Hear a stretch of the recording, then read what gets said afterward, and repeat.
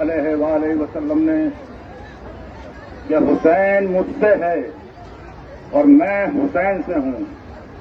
یہ وہ کہہ رہا ہے کہ جس کے لیے اللہ نے مہر لگا دی کہ میرا حبیب اپنی خواہش سے کلام ہی نہیں کرتا، ما ينطق عن الهوى انه وحی یوحی، جب تک کہ میں اس کو اطلاع نہیں دے دوں اپنی طرف سے کوئی کلام نہیں کرتا۔ اب پیغمبر اسلام حسین کو پہچانوا رہے ہیں، پروردگار عالم اپنے حبیب کے ذریعے سے عظمت حسین کو پہچانوا رہا ہے۔ اب رسول ہر منزل پر پہچانوا رہے ہیں،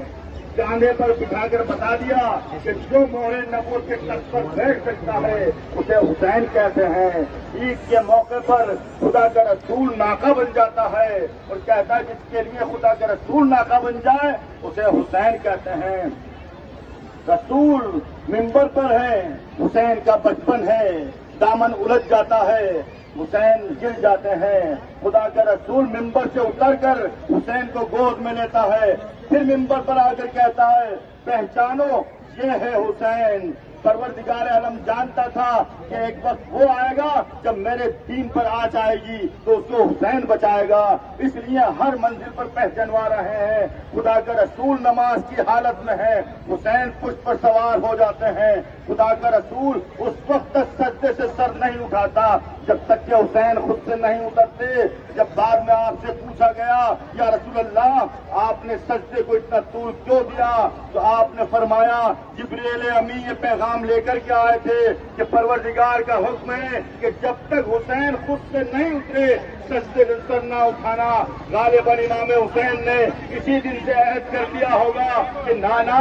آپ نے سجدے سے سر اٹھا تو لیا لیکن جب آپ کے دین پر آ جائے گی، جب شریعت میں تبدیلی کرے گا ظالم تو ایک سجدہ ایسا ادا کروں گا کہ سجدے سے خود سر نہیں اٹھاؤں گا بلکہ جبر سر کو تن سے جدا کر کے نو کے نیزے پر بلند کرے گا، اور اس سجدے کو اپنی اور اپنے اولاد کے خون سے اس قدر رنگین بنا دوں گا کہ دنیا مثال پیش نہیں کر سکتی۔ حسین نے نانا کے دین کو بچانے کے لیے اپنی جان دی، لیکن سنیے دنیا کا انسان اور کائنات کا پڑھا لکھا ذرا آگے بڑھ کر اس پر سوچے کہ حسین کی قربانی سے اہل دل کو بلوالا ملا، انسانی شعور بیدار ہوا، فکر کو جلا ملی، ایمان کو روشنی ملی، قرآن کو صداقت ملی، قرآن کو عظمت ملی۔ حسین نے نانا کے دین کو بچانے کے لیے اپنی جان دی، لیکن سنیے دنیا کا انسان، حسین نے نانا کے دین کو بچانے کے لیے، شریعت کو بچانے کے لیے اپنی جان دی۔ حسین سربراہ مملکت نہ تھے، حسین ظاہری شہنشاہ نہ تھے، حسین کے سر پر دنیاوی حکومت کا تاج نہیں تھا، حسین کے زیر نگی دنیا کے علاقے کی زمین نہیں تھی، لیکن پھر بھی حسین کو چیلنج دیا یزید نے، اور حسین نے اس زمانے کی سب سے بڑی طاقت کو سر نگو کر دیا۔ اور پھر سنیے کہ دنیا کے انسان کو حسین کی ضرورت ہے۔ ارے انسانیت مر جائے اگر صداقت کے جوہر نہ ہو، قومیں فنا ہو جائیں اگر ولولا نہ ہو، اور اگر انسان کو انسان بننا ہے تو آؤ حسین کی ناصروں سے سبق لو۔ عزیزان گرامی، میں آپ کو چند منٹ میں ایک تصویر دکھا دوں۔ دنیا میں دو طرح کے حکمراں گزرے ہیں، کچھ وہ تھے کہ جنہوں نے طاقت کے بل پر، سکے کی کھنک پر، بازو کے زور پر، لشکر کے زور پر دنیا میں حکومت کی، لیکن جب سکے کی کھنک نہ رہی، جب بازو میں زور نہ رہا، جب لشکر میں شگاف پڑ گیا، جب قلعے کی دیواریں گر گئی تو ان کا نام لینے والا بھی کوئی باقی نہیں رہا۔ دنیا کی دولت تفریقہ بن گئی، قلعہ نمائش کی چیز بن گیا، بادشاہوں کے محل دنیا کے ہنسنے ہنسانے کے لیے ذریعہ بن گئے۔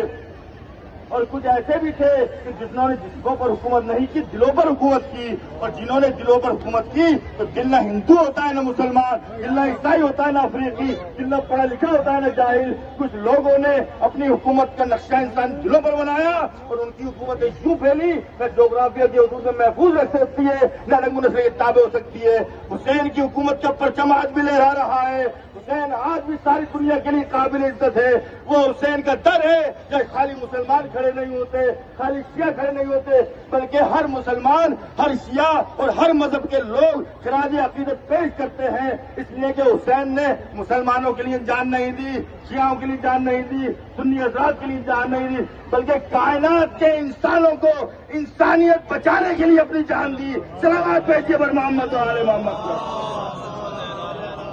حسینیت زندہ باد، حسینیت زندہ باد، حسینیت